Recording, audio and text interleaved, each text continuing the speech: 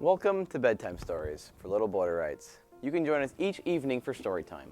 My name is Angus, and I'll be reading Where the Wild Things Are. Where the Wild Things Are. The night Max wore his wolf suit and made mischief of one kind. And another. His mother would call him Wild Thing, and Max said, "I'll eat you up." So he was sent to bed without eating anything. That very night in Max's room, a forest grew. And grew.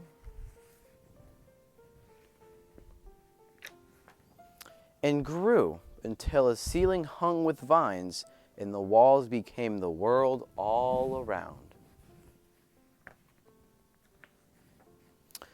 And an ocean tumbled by a private boat for Max as he sailed off through day and night. And in and out of weeks and almost a year to where the wild things are. And when he came to the place were the wild things, and they roared their terrible roars, and gnashed their terrible teeth, and rolled their terrible eyes, and showed their terrible claws.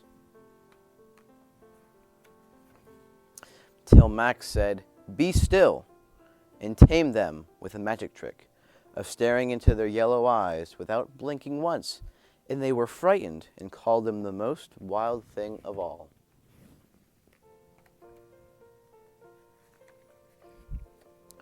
And made him king of all the wild things. "And now," cried Max, "let the wild rumpus start."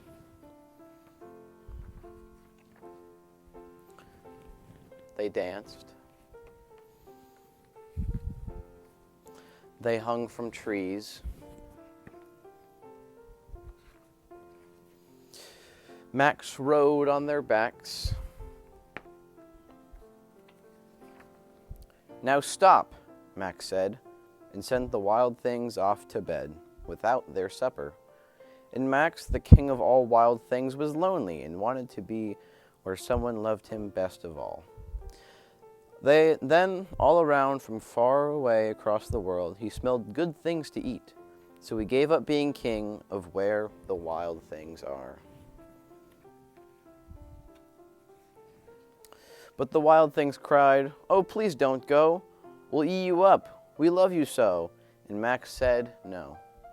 The wild things roared their terrible roars and gnashed their terrible teeth and rolled their terrible eyes and showed their terrible claws. But Max stepped into his private boat and waved goodbye. And sailed back over a year, in and out of weeks, and through a day.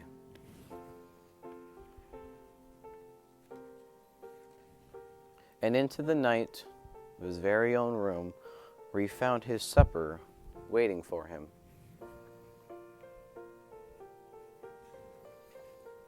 And it was still hot. Thank you, and have a good night.